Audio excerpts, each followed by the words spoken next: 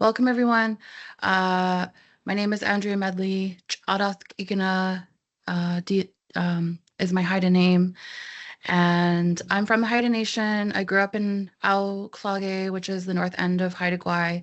My nation spans across southeastern Alaska to Haida Gwaii, which is in northern British Columbia. I've been a visitor in the unceded and occupied Piscataway and Susquehannock territories here in Baltimore, Maryland for a little over 3 years, which is wild. But I'm really loving it here. And, I'm loving that it's 35 Celsius, 100, whatever. Today, I am a fan of the humidity and I love the four seasons. I'm really grateful to have found my way over here and happy to share some space with you today and share some of the work I've been part of over the last several years. So I welcome everyone into the I can't even say Zoom circle, the team circle today. You don't have to have your camera on for this portion because it's going to be me sharing slides, but I hope you're able to be part of the circle, put down what you're working on, maybe put down your email, pick up your knitting, pick up your beading, pick up your slime, and kind of, keep what you need to do to be occupied and tune in and join our space today. I hope that, we can really take care of ourselves today. We are talking about harm reduction, which is inherently strength-based, but, we've been years into this crisis of toxic drug poisonings or accidental overdoses. And for a lot of us, it's really personal. And so I just want to make sure we really do something good for ourselves today and, let everyone know I did do a smudge beforehand just to help cleanse the space and make way for a good conversation. So just a couple group guidelines. It's always best when we can generate these as a group, but we have a short period of time and I've used a lot of it trying to figure out how to set up the share my screen on Teams. So just want to, again, take care of ourselves, as I mentioned. What's shared here stays here, what's learned here leaves here. Please take on these messages. Please don't share confidential information that someone else puts out there. Take space, make space. If we're a big talker, maybe step back a little bit. If we're a quiet person, maybe ask some questions and take up a bit more room. I'll just highlight a couple more. Yakudang, so that's the Haida word for respect. So to take care of ourselves in these conversations and have respect for, where we're coming in at the conversation and for other folks who, we're all on this learning journey together. I'll say, like, for sure, we all have different opinions on this topic, different experiences.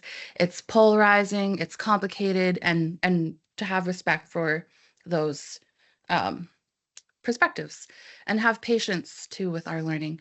And I know I'm really going to try to make things brief in what I share to have time for the discussion. And if there's things that come up that we don't get to, then please type in the chat. We'll put them in the parking lot for you next time. I'm going to talk a little bit about substance use in Indigenous communities, briefly touch on harm reduction, explore Indigenous harm reduction. We'll have time to talk about the Indigenous harm reduction policy brief, which I love. It's one of my favorite pieces. And then we'll talk about next steps. And this photo here is Statlium territory in Lillooet. That's where some of my family lives as well in the interior. So I just love the photo. Beautiful, beautiful waterways there. And as I was putting this together, I have a lot of photos of rivers, so you'll see them throughout here. And here are some of them. So I just want to share, I know most folks in this room to some extent, and hello to the folks that I'm meeting for the first time. So I started formally talking about Indigenous harm reduction in 2016. 2016 was the year that the overdose crisis was declared in British Columbia. And so I used to work at First Nations Health Authority, which is the First Nations public health organization, the first and the only in Canada, in British Columbia. And so I had a small team, was part of a small team where we responded to community requests for folks who said, hey, can you all come talk about naloxone? And that's kind of where the work started. So I actually have I don't even know if I can be seen, but I have in my naloxone kit here. So we would take these naloxone kits, go to different communities like the ones featured here. Some the picture on the top is in the northeast, which is, as you see, so snowy, so cold. Tiny little plane brought us into a small community. Um, I was up in the Nishka Valley, which the bottom left photo is taken up on the coast of Vancouver Island is the one on the right. Anyway, we're going all over it, all to say. And we would do these naloxone trainings, and in British Columbia, we primarily used injectable naloxone, or at the time we did. So we teach people how to inject into an orange, which is pretty easy for the most part. But these really challenging questions would come up around, well, so we're teaching people to use naloxone. Doesn't that just encourage substance use? Or this harm reduction thing feels like a real city thing, a real urban thing. I don't think it's going to work here. Or, why doesn't my sister stop using drugs? Doesn't she care about her kids? Like all these questions came up, and I'm sure many of us have encountered them today. And so this work around Indigenous harm reduction and indigenizing harm reduction is really built from those conversations where, how it was our work that we collectively did to help facilitate a conversation around the why. And so getting into the why. So substance use, looking at Indigenous experiences. And so we know that, or many of us know that, and have heard about this more and more lately, that Indigenous people in North America, in Canada, in the US, have higher rates of overdose than the mainstream population. And so if that's all we shared, and often of times that's all we hear shared, we hear these negative statistics, we don't hear the reasons behind why this is. And if we don't share those reasons, then we end up stigmatizing ourselves, stigmatizing our families, and for other folks who aren't Indigenous, perpetuating racist stereotypes and myths. So it's so important that we have these conversations to link back that it's beyond our individual substance use, that there's so many reasons behind why we use substance use at an increased rate. And I'm not going to talk about substance use disorder today because that's a very limiting diagnosis. There's not that many people in the grand scheme who have a substance use disorder. There are people who aren't able to be diagnosed because they can't access healthcare. There are people who just don't fit the diagnosis, and I'll share more about that, who also use substances. So, talking about substance use, increased substance use, these are some of the reasons behind. We think about trauma. We think about the shame that many of us carry, racism, the impacts of colonialism, land theft, the impacts on our mental health, environmental exposure. And there's new information and research coming out about the impacts of increased substance use and also violence against our community members, particularly Indigenous women, from resource extraction.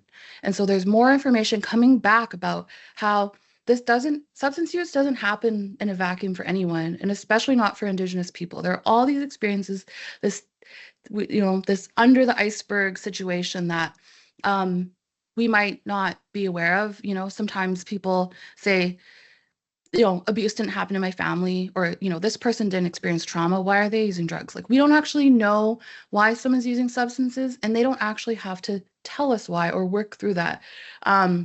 I've been hearing a lot lately how, trauma is the root of addiction, which I believe is true, and that there's traumas behind lots of substance use for Indigenous people. And then there's kind of this assumption that, oh, well, if the person just works on the trauma, then, they can stop using substances and become abstinent. But that is an unfair assumption on someone else's life, and it's not our decision to make or our information that we need to know. So just want to bring these pieces into the room for us to consider as we move through.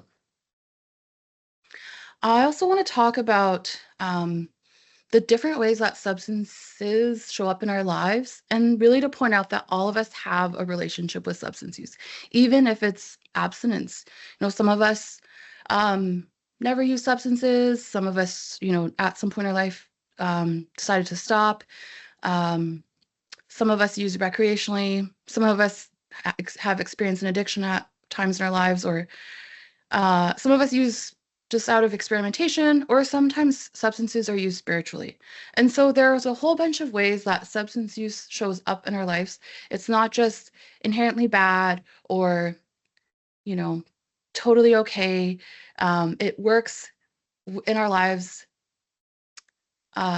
differently, and it shows up in our lives differently. And what might work for us at one point of our lives might change over time.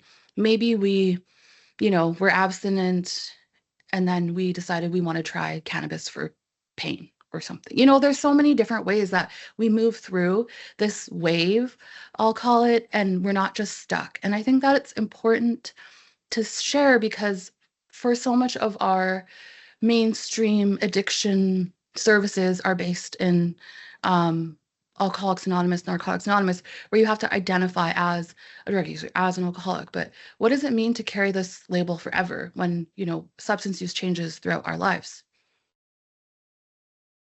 So I just want to share a little bit about that. And I wrote some quotes in from the policy brief, so sorry, I'll have to dig them out later.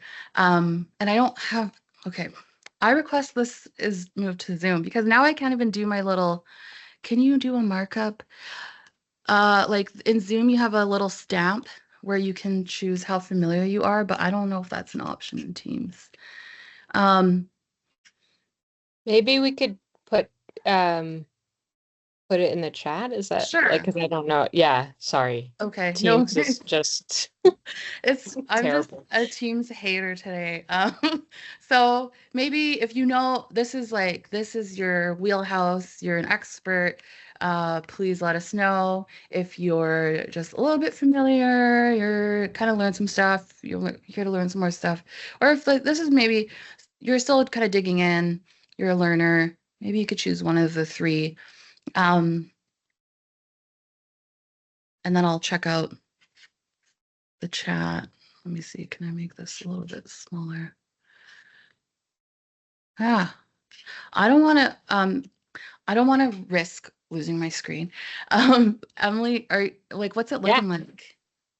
A lot of learners mostly learners edging towards familiar. Cool. I don't see any experts, but Okay. a little bit, one or two people with a little higher than familiar. Okay. But like on the lower half of the thermometer. Thank you. I'm wondering if someone who is maybe familiar would like to share, like, what is your definition of harm reduction? How do you define it? Any brave people? I can share. I led a harm reduction group for the Seattle VA with a supervisor, and that was my first time really working within harm reduction. And our goal of the group was for those who were in the group, they each had their own goals around substance use. So it might be reducing how much they use a particular substance use, or they may want to use one substance but not another, or it might be reducing the consequences of their substance use. So it was very much centered on the person and what their particular goals were, and kind of working through them with that. But it was not an abstinence-based group, which we also ran, which was, folks who didn't want to use substances at all. Thank you, Victoria. I love that what you brought in because you mentioned a few really important things like choice. So people had the choices and what their goals were and what they wanted to talk about in the group. And then also having an abstinence group and a harm reduction group, because even though, I really believe in harm reduction and I believe that we need access to spaces where people are absent as well, because that's the space that many people need. So to have both options is really important, as well as to have that space and time to talk. Like, it seems kind of basic, but really having that, not everyone has people they can talk to about their substance use with. So having that dedicated space with people in the same situation, absolutely, that's a great example. Yeah, so some of the other harm reduction pieces are that we may be more familiar with are harm reduction supplies like the naloxone, sterile syringes, safer smoking supplies, those types of like tangible pieces. There's also harm reduction is also a philosophy, that every person deserves dignity and human rights and love and care, whether or not they're using substances. That philosophy influences our approaches. And often I want to get into mainstream harm reduction, which is what we're talking about right now, before Indigenous harm reduction, just to highlight a few of the differences, which I think the paper did a beautiful example of. But one of the main things that I've seen over time is that harm reduction has been something that we've had to sell or convince people of. Oh, well, harm reduction saves the healthcare system money. So that's why, and the people have been able to show those numbers. So that's why we should care about it, because it saves money. Or harm reduction reduces the burden of illness. If we give people sterile syringes, it reduces risk of HIV and Hep C, which is true. And that's important. And that's really good. Like, we should be caring about reducing the burden of illness for people who use drugs and their friends and family. But I think what I've heard in so many Indigenous communities, and what really is reflected in this paper, is that we as Indigenous people practice harm reduction because we care about our communities. And so I have so many examples of that I can share, and I'll highlight a few throughout. I love this. I mean, there's so much I love in the paper I could talk about all day, and I'm so glad we're talking about it today. This quote about focusing on numbers instead of people is another criticism leveled at mainstream harm reduction programs. The biomedical and scientific bias towards quantitative measurement as a higher standard of evidence than qualitative measures sometimes leads to a focus on the number of people reached by a harm reduction program rather than the quality of the client's experience. As one focus group participant suggested, health, unfortunately, is separated into boxes, and that's a Western colonial way of doing things. And even if this policy brief is going to go to the colonial system, so they don't think of community, they don't think of the individual, they think, we give you 10 million, you have to have 100,000 people clean. That's the way they think. That really resonates with me because it points to so many levels of the work, how we're funded, what we evaluate, what we think is important. I think Indigenous evaluation is another conversation, but in some cases, a metric might be from a funder, oh, give out 100,000 naloxone kits. Is that what's the most important thing to supporting community members? Like, maybe not, right? How many people, we gave 100,000 out, how many people actually use them? How many people came back and got a refill? What did people think about the training? Did it feel culturally safe? Was it plain language, or was it pie in the sky? So this quote I just really wanted to share because I think it really captures the meat of the sandwich. So I'm going to share more briefly about Indigenous harm reduction. And this is a model that I worked with my previous team and my friend Marnie Scow, built on a few years of work with the Indigenous wellness team I was part of at First Nations Health Authority. And so many of the really great materials that First Nations Health Authority put forward prior to 2020, I gave a hand on and helped create. So I'm really proud of that work. And it was just everything I learned so far was really rooted from that work I did and all the communities that I got to spend time with and share with. And, it started with this reminder of taking care of ourselves because we have to recognize the grief and loss in this work. It's been years of this overdose crisis. It doesn't show signs of slowing down. We need ways to take care of ourselves and to recognize the people that we've lost in this work. And I think that's a really big part that makes Indigenous harm reduction work. We need to talk about culture and healing as a strength and a support, and also who has access and who doesn't and why that is. We need to talk about creating options, having that community dialogue, having conversations that just like this, and then also thinking about our decolonizing work. And so I'm going to briefly go over each piece just to give more of an example.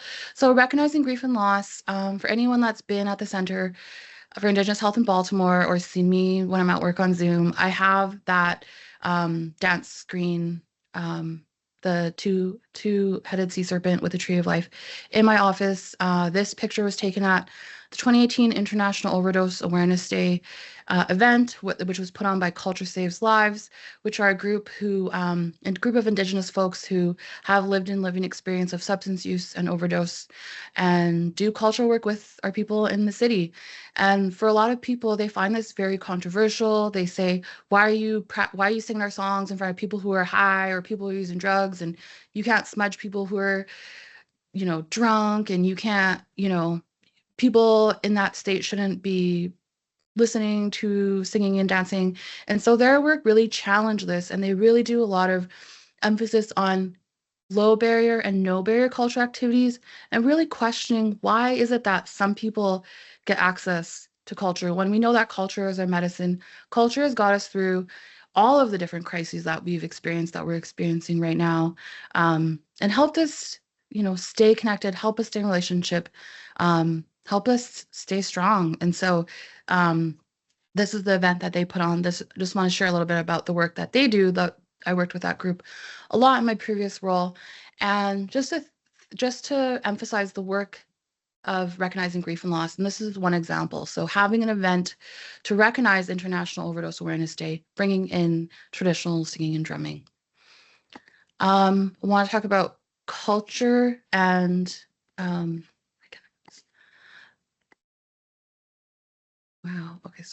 culture and healing. So there, I have a picture. This is actually a food-related photo. I have the salmon smoking in the smokehouse, and the kind of background pictures of strawberry, and some trees. And so thinking about the importance of culture and healing in our work, as mentioned, that's what's kept us going since time immemorial and what will keep us going. And culture offers options of connecting with each other, connecting with the land, connecting with our food systems, connecting with our spirit, all of these things that we as Indigenous people find so important for our health and wellness. And it's so vital we find opportunities for people who are actively using substances in these activities and in these events. A lot of people talk about connecting to culture in their recovery or in their sobriety, but why don't we have options for everyone who along their healing journey? It's important to create options. So I have a picture of a naloxone kit, some safe consumption supplies, Suboxone, a medication for opioid use. And so it's really important that we have a variety of options for people to meet them where they're at. We always talk about meeting people where they're at in harm reduction. So if we just have one option, all we have is Suboxone, well, there's several other medications for opioid use disorder that people might need that might work better. We don't just offer one medication for any other health condition. Basically thinking about something like high blood pressure, we don't just say, here's the medication, does it work or not? So thinking about all the different things that exist and how can we come together and provide the options that are needed in our community, because substance use looks different in every community. And so it's really important that we take that into consideration and that we ask people who are using drugs what they need, and we don't make assumptions on what we should do. So creating dialogue. So this is a picture from one of the not just naloxone trainings that I used to do, which is shared about at the end of the policy brief. And so important that we host sessions like this today to have a conversation. And, in talking to communities all across Turtle Island, a lot of times when we were doing our workshops on Indigenous harm reduction, it was the first time that people had a chance to share their perspectives on this work, to share what's in their heart, to share what's been kicking around at the back of their minds since they learned about DARE in elementary school. Like, this is the first time that a lot of folks had an opportunity to really come in and share. And just talk about how, their own opinions, but also what they're seeing in their community. And so having options to share and discuss helps us learn from other people and then evaluate our own perspectives as we move through, because, the world changes fast. What's harm reduction options change fast. And it's important that we do our best to reflect and try to keep going. So also want to talk about decolonizing ourselves. This is from the Toronto Indigenous Harm Reduction. Harm reduction is good medicine. I love it. It has the 4 medicines on there. I think the paper speaks to this very well. I think there's a quote that I wanted to share, which was in my notes, but it's around this idea that how do we know what our values and beliefs are as Indigenous people? Kind of how do we know what was influenced by organized religion like Christianity or Catholic religions? Like, how do we know that? And so I think really thinking about that decolonizing work and where our beliefs and values come from, because sometimes some things are our values and we have to follow certain protocols. All communities have different protocols around things like smudging, things like who should have access to different plant medicines, how much sobriety, if at all, is required around accessing plant medicines. Like every community is different. So there's no one size fits all. And it's really important we take time as ourselves, as our families, as our communities to think about what we can change a little bit to make more space, and also what do we need to maintain because, this is our truth. This is what we've been doing since time immemorial. This is what's kept us safe.